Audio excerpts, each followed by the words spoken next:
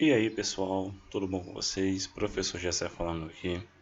Vamos dar continuidade aos nossos estudos ainda do caderno 2, capítulo 4. Vamos finalizar falando sobre a subdivisão de um reino, tá? As subdivisões que existem dentro de um reino, lá proposta ainda por Linneu, que a gente estudou. E também falar um pouco sobre a nomenclatura, tá? De uma espécie, tá bom? De um ser vivo. Nomenclatura científica, como é que a gente escreve aqueles nomezinhos complicados da biologia, tá bom? Que seguem um padrão de escrita que vocês têm que estar atentos. Então vamos lá. Organismos pertencentes ao mesmo reino, tá certo? Aquele que engloba ali animais que apresentam semelhanças e muitas diferenças entre si, tá? Eu vou pegar aqui como exemplo o reino animal, que é o reino Animalia, né, gente?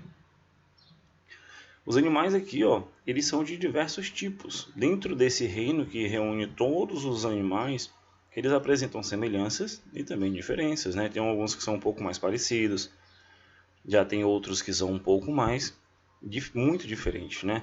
Por exemplo, aqui, ó, eu tenho o gato e um lince, tá?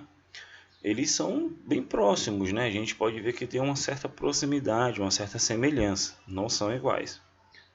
O lobo-guará e o lobo lá, né, pessoal, o lobo siberiano, eles têm uma certa semelhança também, tá bom? Já o golfinho, ele é totalmente diferente desses, né, que vive no ambiente terrestre. O golfinho, ele já vive no ambiente aquático, ele não vai para o ambiente terrestre. Nós temos os insetos, o caracol, o escorpião, que são de porte bem menor, um voa, o outro não, o outro acaba rastejando. Temos animais de grande porte, tá? E, no caso, os animais de ambiente aquático e também os que voam. Então, existe uma certa diversidade, tá, dentro desse reino que nos leva a fazer subdivisões de proximidades, tá bom? E aí, ele fala, né, que organismos pertencentes ao mesmo reino apresentam algumas semelhanças e muitas diferenças entre si, como a gente acabou de discutir aqui agora. Então, a gente vai perceber que se a gente for selecionando esses animais e separando eles em subdivisões, eles vão ficando mais próximos, né? Existe aqui o subfilo, a gente vai já saber o que é isso. Vertebrata, a gente pegou só aqueles que são vertebrados, né? Alguns desses aqui da primeira página, eles são vertebrados. Você vê que já diminuiu o número de imagens, né? Aqui eu já tirei só os que são vertebrados. Vê que o escorpião não está mais aqui, a borboleta, tá? Porque o que são os vertebrados? São aqueles que têm crânio e coluna vertebral, certo? E aí eu vou selecionando. Esses pertencem ao subfilo vertebrado. Não se preocupe ainda com o que é um subfilo, tá? Que a gente vai só selecionando e deixando assim de lado, tá? E formando um grupo mais específico. Ele fala aí, né? Possuem crânio, coluna vertebral. Isso é muito importante. Um animal vertebrado não é aquele que tem ossos. É aquele animal que possui crânio e coluna vertebral. Em outras características distintas, né, distintivas. Eles são golfinho, lobo, gato, leão, peixe e tudo mais. Como a gente está vendo aqui na imagem. Se eu for fazer mais uma subdivisão, eu vejo que eu chego a um número menor de espécies aqui, tá, de seres. O que eu fiz agora? Entre os vertebrados, são mamíferos aqueles que apresentam pelos e glândulas mamárias. Tá? Aí agora eu vi, além dele ter coluna vertebral e crânio, eu vejo que só alguns deles têm pelos e também glândulas mamárias, certo? Por isso que são os mamíferos. Isso é uma característica de um mamífero. O golfinho é mamífero, ele tem glândulas mamárias, viu, gente? O lobo, o gato, o leão, o lince, o cachorro e o búfalo. E aí eu vou e retiro aí um pouco mais, tá? Vou selecionando um pouco mais. Ele fala, desses mamíferos, lobo, gato, leão, lince e cachorro são carnívoros, tá? São carnívoros, dotados de dentes caninos, adaptados para caçar e rasgar as presas. Então ele está falando aqui sobre o tipo de alimentação, a dieta deles, né? São os animais que comem carne, eles são heterotróficos, eles vão atrás, tá bom? Do alimento. Eles não produzem o próprio alimento, eles têm que caçar. E para isso eles usam os dentes caninos, né, gente? Que vem aí ajudar a segurar suas presas e poder fazer sua alimentação. Então, se eu for um pouquinho mais e selecionar, ele fala, né? Por isso eles são considerados felídeos, né? O gato e a lince são felídeos mais parecidos entre si do que com o leão. Esses dois aqui eles são muito mais parecidos, portanto, pelo tamanho, pelo porte deles, do que o leão. Apesar de estar na mesma família, né, dos felinos, eles apresentam uma característica mais próxima, né? O gato, a lince. E esses aqui, o leão ele apresenta uma garra maior, né, nas patas dele, ele apresenta uma garra maior, já o gato e a lince nem tanto. Por isso que ele se diferencia um pouco mais. E aí, a gente fala, né, em seus trabalhos, o Linneu, aquele que propôs lá a divisão dos reinos, ele propôs que os seres vivos fossem reunidos em grupos de tamanhos variados, de acordo com as suas semelhanças e diferenças. Como a gente sabe, né, reino animal, reino das plantas, reino dos fungos, protozoários, das bactérias. Estabeleceu então um sistema de categorias taxonômicas, tá?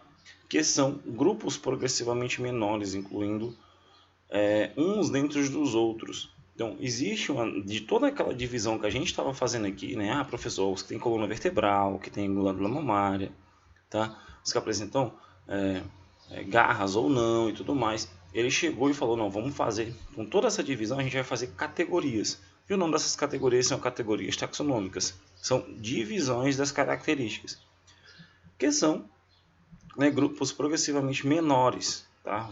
Vai subdividindo, incluindo uns dentro dos outros, para dar mais abrangência, para ser mais restrita, semelhando a forma de um funil. Você foi percebendo que o número de imagens foi diminuindo. Então, essas classes elas têm uma certa sequência que são conhecidas como reino, filo, classe, uma ordem, uma família, um gênero e uma espécie. Então você tem um reino que tem um grande número de espécies. Dentro desse reino eu vou passar para o filo, que eu reduzo ali, tá? Aqueles que são vertebrados, que não são vertebrados. Eu passo por uma classe que já faz uma subdivisão mais rígida. Depois a ordem, depois eu vejo quem é da mesma família, quem é do mesmo gênero e quem é da mesma espécie. A última classe é a espécie, são aqueles animais que apresentam a capacidade de reproduzir entre si. O animal da mesma espécie é aquele que tem a capacidade de reproduzir e gerar descendentes férteis, né? Ele vai reproduzir, vai ter o filhote, né? O descendente dele, ele vai ser fértil, ele vai conseguir reproduzir, tá bom? Então essas são as classes, muito importante isso, viu, gente? A subdivisão de um reino é feita dessa forma. Então, eu tenho aqui o gênero Felis, né? E o gênero Felis Catus, certo? Então são dois gêneros diferentes, né, galera? Então, eu tenho a espécie, melhor dizendo, né? Eu tenho o gênero, tá certo? O Felis, eles estão dentro do mesmo gênero, mas a espécie é diferente, ó. Eu tenho a Felis Catus, né? O Lalense já é outra coisa. Classificação do gato, Felis Catus. Mais diferentes categorias taxonômicas. Observe que da espécie em direção ao reino, o gato está acompanhando em cada categoria por um conjunto cada vez mais abrangente de organismos, né? Então ele vai sendo subdividido. O que isso quer dizer? Que as categorias taxonômicas vão dando, né, subsídios para que o animal chegue até que eu chegue à espécie dele, para que ele vá sendo separado dos outros de acordo com as suas semelhanças e diferenças, tá bom? Aí eu chego até o gênero e a espécie, tá bom? Tem aqui a característica de uma espécie, é muito importante isso. A espécie, categoria taxonômica mais restrita e a única realmente verificável na natureza. As demais são criações dos cientistas que estudam a classificação. Reúne seres com altíssimo grau de semelhança, indivíduos que fazem parte da mesma espécie, além de se parecerem fisicamente, galera, olha só, são capazes, tá? Eles são parecidos fisicamente e são capazes de se reproduzir e ainda gerar os famosos descendentes férteis. O que são esses descendentes férteis? Que têm a capacidade de se reproduzir, de gerar descendentes. Ou seja, assim como seus genitores, também são capazes de reproduzir. Isso é o que é uma espécie. Pessoal, o que é um animal da mesma espécie? É aquele que é parecido fisicamente e que tem a capacidade de gerar descendentes férteis. Tá bom?